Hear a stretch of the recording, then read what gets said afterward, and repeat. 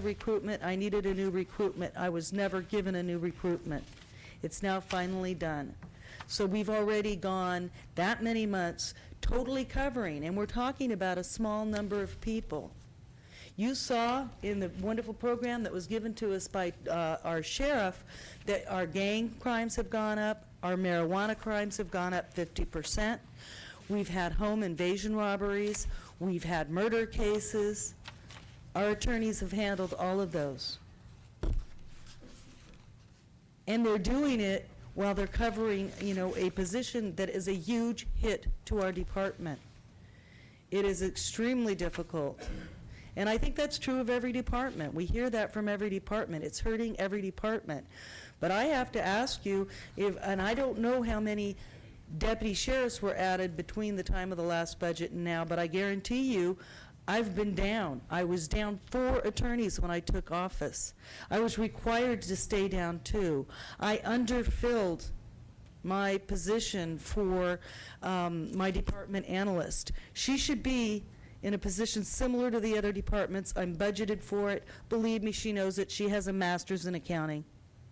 She's awesome. I went basically from November of last year until she was hired in June, so November '07, I had to do the budget myself, and we came in on budget. Carmen Macias, an office manager, helped me, and of course Jennifer in the administration helped me.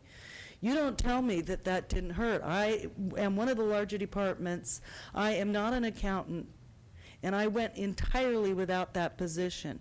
So we've been doing this long before. I looked ahead for the district attorney's office and made what we heard from Carmel Angelo. I was already making all these cuts. Everybody's already been working, double time or whatever. We don't get overtime or anything, but they are putting in the work.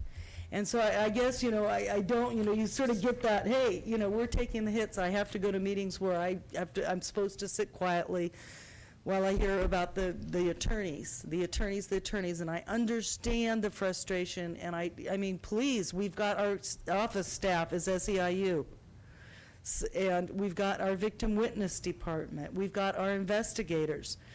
Our investigators are mostly the DSA unit. I think we need clarification on the McLEMA, which is the management, because my understanding was they have now taken the same as what the deputy sheriffs are doing, so they are taking a cut. That's what I have been told. I have one member of the McLEMA unit. So I've got the public attorneys, management, SEIU, McLEMA, DSA, and of course myself as an elected. And the reason why I came in on budget is because we did these cuts. And if we continue to have deputy sheriffs out there arresting and continue having crime go up, and yet my office in effect has been going through layoffs in that department the entire time I've been in office since '07.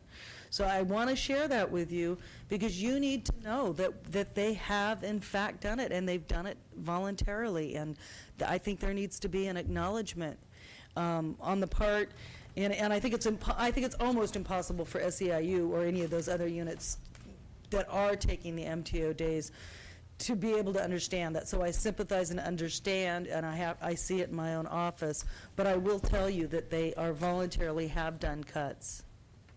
So. Thank you. You had a question or a comment? District Attorney Lynn Todd. Thank you. I appreciate very much receiving that information. That's the kind of information we need. We haven't seen it in a dollar figure. We were unaware of that, and I greatly appreciate your presentation today. And I will tell you that one of my senior deputies has turned in yet another voluntary time-off contract, and I will tell you I haven't signed it because I have an attorney coming up that's retiring, and there may be another attorney we don't know that we're missing, and so I can't do that anymore. And I need you to know I will refuse to do it, because as I tell the attorneys, I want quality, not quantity. And I'm sure you all listen to the news where there's been other cuts, and this isn't the time to talk about it because it hasn't happened. But if it does happen, I will have to take the steps I need to take to make sure that we are providing quality service to the people of Mendocino County. Members of public supervisor. Well, I just want to say that I appreciate, Ms. Lintott, that you have met your budget bottom line, And I think that that's what you're saying historically you've been working towards. That's right. And you've been planning and you've been strategizing about how to do that. So the bottom line is that you're coming in with your net county cost as it should be, and I think that's the bottom line that we are responsible for dealing here. So thank you. Any other members of the public want to speak? Come on up.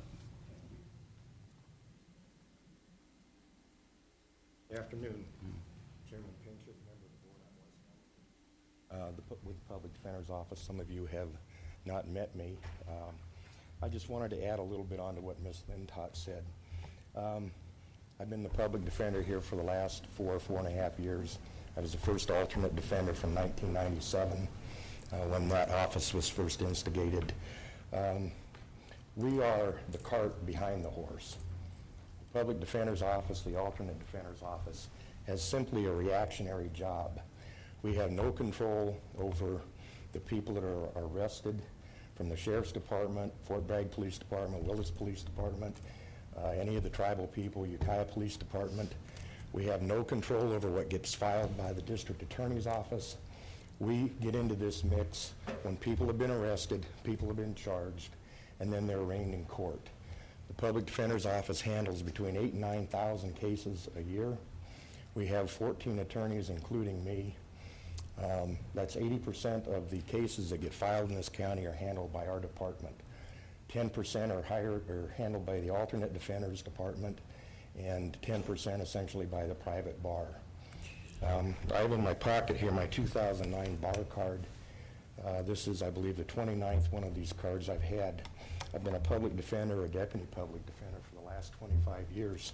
So I've dedicated essentially my entire career to helping indigent people. As the public defender, not as a deputy public defender, I have certain legal and ethical obligations that are imposed on me by the American Bar Association and the California State Bar. The main responsibility and duty I have is to provide competent representation to all of our clients. And a month or so ago, I gave some documents to Mr. Mitchell, the CEO, to Ms. Nadell, County Counsel. I sent a copy of this also to the presiding judge, Judge Mayfield, and it outlined what the California Public Defenders Association says our legal and ethical duties are, and what the State Bar says our legal and ethical duties are. And those duties survive regardless of economic or political conditions or situations. So I have a certain standard that I have to apply, or I can lose my bar card, my attorneys can be sued, I can be sued. I want to let you know, because I have felt and heard some of the hostility towards the attorneys, and I can understand why that is. I understand that people feel they aren't doing their part, but I can tell you, just as Ms. Lintott said, all of my attorneys work very hard. We have 4 units in our department, including me. Everyone except the attorneys have taken the voluntary time off. I can tell you, during the best of circumstances, our lawyers very seldom work a 40-hour week. I was in the office this last Sunday. I take my wife to church, and then I go to the office. I had 2 of my Ukiah attorneys in working on their own time, which they do all the time. Last month we had a 3-day weekend. I was in there for about 5 hours on Martin Luther King Day. I had 5 of my attorneys in there working on their own time, because they don't have time during the workday and the work week to get their job done. Like the other department heads, I'm not a party to the union negotiations. I have no input. I get nothing back of the union, so I can't stand here and tell you why the attorneys have done what they did, or anything else, except that I can tell you that they are all very hardworking and very dedicated, as all of my staff is. And we had requested, I can also tell you that based on the caseload standards that the California State Bar and the ABA says that lawyers should handle, all of our attorneys handle at least 2 to 3 times the maximum number of cases the California State Bar says that we should be handling in order to competently represent our clients. Now, I don't think the people in the jail that are in custody would like to hear that, but